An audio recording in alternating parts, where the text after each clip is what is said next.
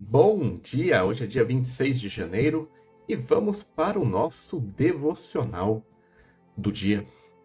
Devocional onde eu leio tanto o devocional da manhã como o devocional da noite. Mas antes, vamos começar com a nossa oração. Pai querido Jesus, que o Senhor esteja presente do começo ao fim desse devocional, que o Senhor traga para essa live todas as pessoas que precisam ouvir essa reflexão sobre a sua palavra que se encontra nos versículos de Mateus 6:26 e Lucas 2:18.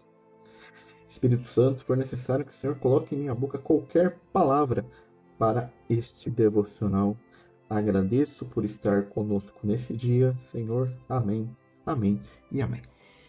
Vamos lá para o nosso devocional do dia, começando com a introdução do Evangelho de Mateus.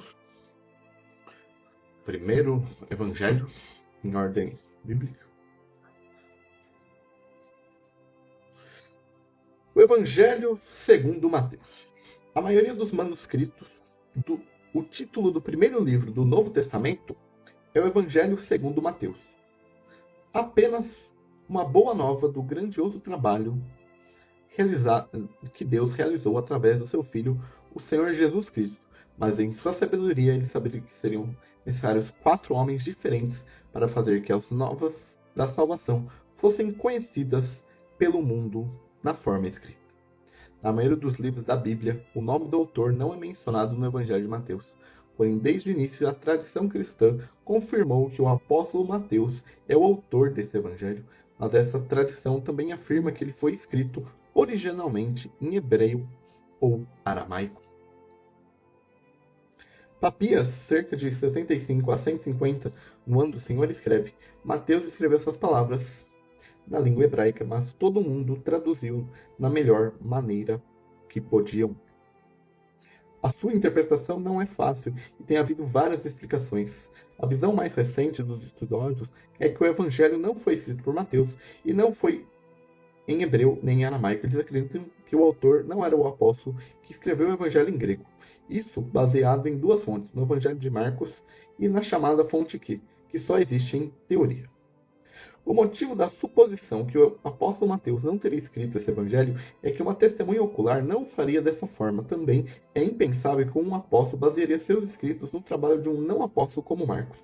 Contudo, ambos os argumentos ignoram que as Sagradas Escrituras foram escritas por homens inspirados pelo Espírito Santo que os guiou em seus escritos, tanto em relação ao conteúdo quanto à forma.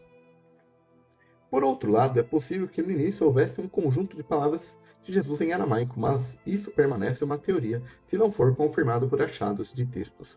Os escritos do Evangelho de Mateus geralmente são vistos como um original no grego e não como uma tradução. O nome do autor Mateus é listado em todos os registros de apóstolos, em 7º ou 8º lugar. Os 3 evangelhos sinóticos, assim chamados, devido à sua similaridade, nos contam sobre seu chamado. Enquanto, nessa ocasião, Lucas o chama de Levi, o cobrador de impostos, e Marcos, Levi, o filho de Alfeu, ele é chamado de Mateus somente em seu evangelho. Outro fato digno de observação é que ele só é chamado de Mateus o publicano na listagem de seu livro no capítulo 10, versículo 3. O nome de Mateus pode ser rastreado através de vários nomes hebraicos: Matija, Mantaja e Mattai, os quais possuem o mesmo significado, presente de Deus. O Evangelho não contém qualquer detalhe sobre o tempo exato da escrita, portanto as opiniões em relação a isso variam consideravelmente. Enquanto alguns pesquisadores acreditam que o Evangelho foi escrito após a destruição de Jerusalém, em 70 d.C., outros acreditam que não há fatos que colaboram com isso e os datam entre 60 e 70 d.C. O pai da igreja, Irineu, 140 a 202 d.C., sugere que o Evangelho de Mateus foi escrito entre 61 a 66 d.C. Assunto e propósito dos escritos. O Evangelho segundo Mateus é o mais detalhado em seu formato, o mais claro dos 4 evangelhos. No entanto, não é a única razão para ter sido corretamente posicionado em primeiro lugar, mas também porque ele forma uma ligação entre o Velho e o Novo Testamento. O Evangelho de Mateus contém cerca de 70 citações do Velho Testamento, porém algumas delas apresentam poucas palavras. Um total de 30 citações do Velho Testamento é mencionado na verdade como tal. Coisas que aconteceram na vida do Senhor Jesus estão explicitamente descritas como cumprimento das profecias do Velho Testamento. A intenção do Espírito Santo nesse evangelho é esclarecida logo no início, logo no primeiro verso. Jesus é filho de Davi e filho de Abraão, e portanto o Messias prometido e legítimo rei de Israel, o cumpridor de todas as profecias do Velho Testamento. Ao todo, o Senhor Jesus é chamado 8 vezes de filho de Davi. Relacionando a isso, a outra marca importante no Evangelho de Mateus, a frequente menção ao reino messiânico, da qual é mencionado 50 vezes. Considerando que é o mais descritivo em outras passagens como o reino de Deus, Mateus chama 32 vezes de reino dos céus e usa a expressão como reino de Deus somente 5 vezes. O Evangelho de Mateus é cortado no segundo plano divino. Na primeira metade, o Senhor Jesus é exposto como rei de Israel, apresentado ao seu povo da terra. Essa parte termina no capítulo 12 com a sua rejeição. Os governadores de Israel rejeitam seu rei. Na segunda metade, a partir do capítulo 13, é descrito o serviço do rei rejeitado, o qual agora não é restrito apenas a Israel, mas abrange também as nações pagãs. E nessa parte que a Assembleia, ou Igreja de Deus, consistente de judeus e gentios, é mencionada pela primeira vez pelo nome da Bíblia. O serviço de Cristo termina com seu sofrimento e morte, mas também com sua ressurreição e envio dos apóstolos. Mateus não menciona a ascensão do Senhor aos céus. A estrutura do Evangelho é realçada pelos 5 grandes sermões de Cristo, os quais sempre terminam com a frase: "E aconteceu que, concluindo Jesus esse discurso, as pessoas se admiraram de sua doutrina." No Sermão do Monte, o Senhor proclama os princípios do reino dos céus. Quando enviou os 12 para o povo de Israel, o Senhor os instruiu para o serviço com os seus embaixadores. Na parábola do reino dos céus, ele explica que esse reino se desenvolveria em uma maneira nova e misteriosa devido à sua rejeição. Em seu quarto sermão, o Senhor Jesus apresenta os vários princípios para o comportamento pessoal e coletivo dos fiéis. Em seu último grande sermão sobre os 5 sinais, o Senhor explica aos discípulos o destino de Israel, da cristandade e das nações, naquele tempo, até a sua aparição em glória. Peculiaridades. O reino dos céus. O reino dos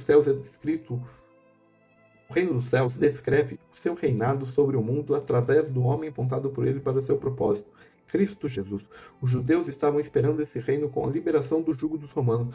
Portanto, o Evangelho de Mateus usa a expressão "o reino dos céus" 32 vezes a fim de enfatizar que o início do reinado desse poder é no céu, não na terra. O reino dos céus tem o mesmo princípio que o reino de Deus, mas enfatiza o caráter celestial desse reino. O reino dos céus também é sempre visto no Evangelho de Mateus como algo futuro, isto é, começando a partir da ascensão do Senhor aos céus, ao passo que o reino de Deus também em Mateus é visto como já presente. Muitas parábolas, as quais são usadas por Marcos e Lucas para explicar o reino de Deus, carregam o título de reino dos céus em Mateus. Mateus menciona o reino dos céus em um total de 10 parábolas. A parábola do joio e do trigo, o grão de mostarda, o fermento, o tesouro no campo, a pá de grande preço, a rede de pesca, o servo perverso, trabalhadores na vinha, as bodas do cordeiro e as 10 virgens. A Assembleia, no grego Eclésia. O Evangelho de Mateus é o único no qual a Assembleia do Novo Testamento é mencionado. Ele anuncia a fundação e a construção de sua Assembleia, na qual ele mesmo, após o Messias ter sido rejeitado pelo seu povo na terra. A igreja começou em Pentecostes, em Atos 2, e consiste em todos os crentes presentes da dispensação da graça. Ele será levado para a casa do Pai no céu pelo próprio Senhor antes do julgamento dos tempos finais, a fim de estar com ele em sua glória em toda a eternidade. Em Mateus 18, 15 e 20, o Senhor falou então para a igreja local, ou seja, para aqueles que reuniam em qualquer lugar conjuntamente. Em todas as questões sobre ordem e disciplina, o Senhor conferiu à Assembleia local a mais alta autoridade na terra, porque ele mesmo está no meio daqueles reunidos em seu nome. A Assembleia não havia sido revelada no Velho Testamento.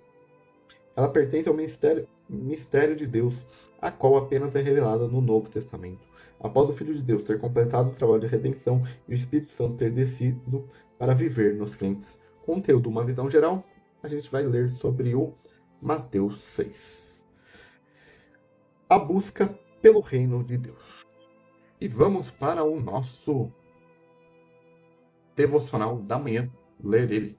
Vosso Pai Celeste. Mateus 6, 26. O povo de Deus é duplamente filho de Deus. São seus descendentes pela criação e filhos por adoção em Cristo. Portanto, eles têm o mesmo privilégio de chamá-lo Pai Nosso que estais no céu. Pai, que palavra preciosa é esta. Que esta autoridade, se sou pai, onde está a minha honra? Se você é filho, onde está a sua obediência? Aqui há carinho misturado com autoridade que não provoca rebeliões, uma obediência exigida que é alegremente honrada, que não seria negada, mesmo se pudessem. A obediência que os filhos de Deus devem a Ele deve ser uma obediência em amor. Não vão ao serviço de Deus como escravos ao seu feitor, mas corram no caminho de Deus, de suas ordens, porque é o caminho de seu Pai. Entreguem seus corpos como instrumentos de justiça, porque justiça é a vontade de seu Pai, e a sua vontade deve ser o desejo de seus filhos.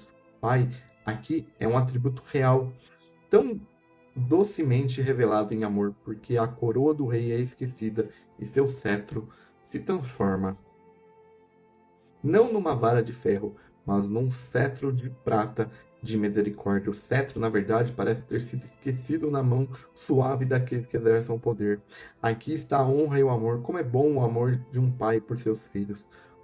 Que amizade não pode fazer e mera benevolência não conseguiria o coração e a mão de um pai deveria fazer por seus filhos.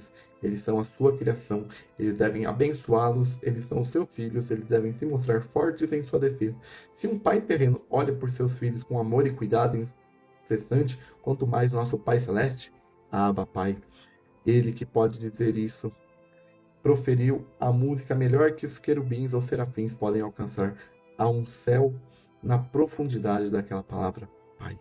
Há tudo que podemos pedir, tudo que as minhas necessidades podem precisar, tudo que meus desejos podem desejar, tenha tudo em tua eternidade, quando posso dizer Pai.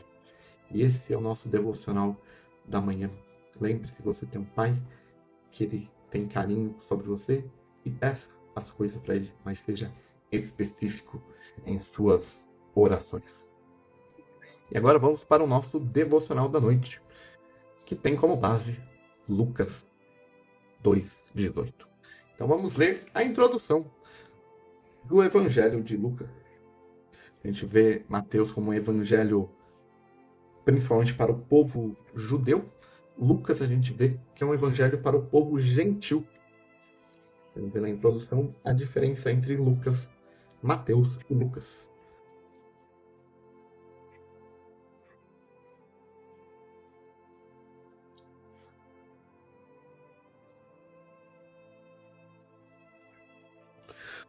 O Evangelho segundo Lucas, autor e período da escrita.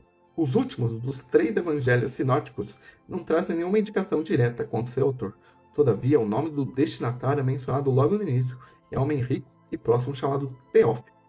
O livro de Atos dos Apóstolos também é dedicado a este mesmo Teófilo. Por isso que a recomendação que eu faço quando você faz a leitura bíblica é que você leia a Lucas e em seguida leia Atos. Ambos os escritos da Bíblia já foram atribuídos a Lucas no século II. Lucas, o médico amado, não era um apóstolo e provavelmente também não era judeu. Lucas foi um fiel companheiro e colaborador do apóstolo Paulo por anos. A princípio, Lucas acompanhou Paulo durante sua segunda jornada de Trode a Filipos e durante sua terceira jornada de Filipos a Jerusalém. Finalmente, Lucas acompanhou Paulo quando este era prisioneiro a Roma. Lá estava em companhia direta do apóstolo quando escreveu as cartas de Colossenses e Filemon. E por fim foi o único a permanecer com o apóstolo quando escreveu sua segunda carta a Timóteo. Com base nessa estreita relação entre Lucas e Paulo, o pensamento já havia sido mencionado no século II que Paulo estava sugerindo o evangelho de Lucas ao mencionar repetidamente a expressão meu evangelho. No entanto, esta opinião não é sustentável. O evangelho de Lucas e os escritos do apóstolo Paulo têm o mesmo caráter universal. São direcionados não apenas aos judeus, mas a todo o mundo inteiro. Não encontramos nada da vocação especial de Paulo no evangelho de Lucas, nem da posição do crente em Cristo ou do mistério sobre Cristo e sua igreja, que foi especialmente revelado a Paulo. Sendo médico, Lucas teve uma educação superior que se manifesta a partir da apresentação e estilo do seu trabalho. Ele não era uma testemunha ocular dos fatos que descreveu e, portanto, examinou minuciosamente os relatos de testemunhos oculares. Se Lucas conhecia ou não o Evangelho de Marcos, se usava ou não outras fontes conhecidas apenas por ele, são todas especulações. De fato, o Evangelho de Lucas contém mais de um terço do material que os outros escritores do Evangelho não mencionam. Isso se aplica especialmente aos capítulos introdutórios e à jornada do Senhor Jesus a Jerusalém. Nos versículos introdutórios, do capítulo 1, versículo 1 ao 4, vemos de forma muito clara a unidade entre o motivo do escritor e a inspiração divina. O que Lucas aprendeu das testemunhas oculares, ele escreveu sob inspiração do Espírito Santo. O Evangelho de Lucas provavelmente foi escrito durante os anos 55 a 60 depois de Cristo. Muitos cientistas supõem que Lucas o escreveu durante os 2 anos da prisão do apóstolo Paulo em Cesareia. Assunto e propósito dos escritos. Lucas provavelmente foi o único não-judeu chamado por Deus para escrever na Bíblia. O Evangelho com o seu nome é o mais longo de todos. Se incluirmos os Atos dos Apóstolos, Lucas escreveu a maior parte do Novo Testamento após o apóstolo Paulo. Uma característica especial do Evangelho de Lucas e Atos dos Apóstolos é a validade geral da salvação para todos os homens no mundo inteiro. Conforme os 12 apóstolos são enviados em Lucas 9, a restrição mencionada por Mateus não é citada aqui. Em Mateus, os discípulos deveriam ir apenas às ovelhas perdidas da casa de Israel. O envio dos 70 é relatado apenas por Lucas. Mais do que qualquer outro evangelista, Lucas menciona o cuidado do Senhor Jesus por grupos específicos, por pessoas e indivíduos, os desprezados, os samaritanos, as mulheres e crianças. Lucas menciona mais de 10 mulheres que não são mencionadas em nenhum outro lugar. A universalidade do serviço de Cristo é mais aparente no versículo-chave em Lucas 19:10, porque o Filho do Homem veio buscar e salvar o que estava perdido. As palavras Salvador, salvação e salvar são mencionados com especial frequência em Lucas. Não obstante, o assunto principal da apresentação de Lucas é a pessoa do Senhor Jesus como Filho do Homem, o homem verdadeiro e perfeito que viveu como o único justo entre os injustos, que sofreu a morte por eles na cruz, e isso que Lucas descreve em grande detalhe a encarnação do Filho de Deus, seu nascimento, sua infância, sua obediência a Maria e José e seu crescimento em todos os aspectos. Em sua genealogia do Senhor Jesus, Lucas retoma Adão, o primeiro homem. Em nenhum outro evangelho encontramos o Senhor Jesus em oração e falando sobre a oração com a mesma frequência que nesse evangelho. Dessa maneira é expressa sua perfeita dependência de Deus e Pai. A intenção do Espírito Santo nesse evangelho é resumida nas palavras do centurião debaixo da cruz. Certamente este era um homem justo. Peculiaridades. Alegria. A palavra alegria é mencionada com mais frequência em Lucas e de maneira semelhante em João do que nos outros 2 evangelhos. Isso enfatiza que o evangelho é uma notícia boa ou alegre. É especialmente bonito ver que o evangelho começa e termina com essa mesma alegria. Referências do evangelho de Lucas com Paulo. Em 1 Timóteo 5,18, Paulo referencia Lucas 10,7, onde escreve: digno é o trabalhador de seu salário. Esta referência é muito notável por 2 razões. Em primeiro lugar, mostra que o evangelho de Lucas já era conhecido no momento que o primeiro epístola a Timóteo era escrita. Em segundo, prova que o Evangelho de Lucas foi imediatamente respeitado pelos cristãos como um livro canônico, pertencente às Sagradas Escrituras. As palavras introdutórias do apóstolo Paulo, porque as Escrituras dizem, colocam as ambas referências de Deuteronômio 25:4 e Lucas 10:7 em um nível, o nível de inspirada palavra de Deus. O fato de uma referência do Evangelho de Lucas ser considerada pertencente às Escrituras Sagradas mostram que o Espírito Santo inspira a combinação das escrituras individuais e os escritores no momento dos registros. Visão geral do conteúdo. A gente vai ler sobre o capítulo 2, Nascimento e Acontecimentos da infância de Jesus. E esse é a introdução do Evangelho de Lucas. E vamos para o nosso devocional da noite. Todos que ouviram se admiraram das coisas. Lucas 2:18. Não podemos deixar de admirar as grandes maravilhas do nosso Deus. Seria muito difícil desenhar uma linha entre as maravilhas sagradas e a adoração verdadeira, pois quando a alma está completamente dominada pela majestade da glória de Deus, Embora ela possa não se expressar numa canção, ou mesmo soltar a voz com a cabeça baixa numa humilde oração, ela o adora silenciosamente. Nosso Deus encarnado deve ser adorado como maravilhoso, aquele Deus que considerou sua criatura decaída, o homem, em vez de varrê-lo com a vassoura da destruição, e se comportou a seu redentor e pagar o preço do seu resgate. É maravilhoso mesmo. Mas para cada cristão, a redenção é mais maravilhosa quando ele a vê em relação a si mesmo. É, na verdade, um milagre da graça que Jesus tenha deixado o trono e a realeza de cima para sofrer a desonra aqui embaixo por você. Deixe sua alma se perder, maravilha, pois maravilha dessa forma. É uma emoção muito prática. A maravilha santa o levará à adoração e à gratidão sincera. Ela causará em você divina vigilância. Você terá medo de pecar contra um amor como este. Sentindo a presença do poderoso Deus na dádiva do seu querido filho, você tirará os sapatos dos seus pés, porque o lugar onde é o solo sagrado você terá tocado ao mesmo tempo pela esperança gloriosa. Se Jesus fez coisas tão maravilhosas em seu lugar, você sentirá que o próprio céu não é tão grande para a sua expectativa. Quem pode ficar maravilhoso com qualquer coisa quando já ficou maravilhado com a manjedoura e a cruz? Que maravilha restou após ter visto o Salvador? Querido leitor, pode ser que a partir da quietude e solidão de sua vida, dificilmente você será capaz de imitar os pastores de Belém, que contaram o que viram e ouviram, mas pode pelo menos preencher o círculo de adoradores diante do trono, admirando o que Deus fez. E esse é o nosso devocional da noite, que nós admiremos a obra de Deus em nossa vida. E esse é o nosso devocional do dia.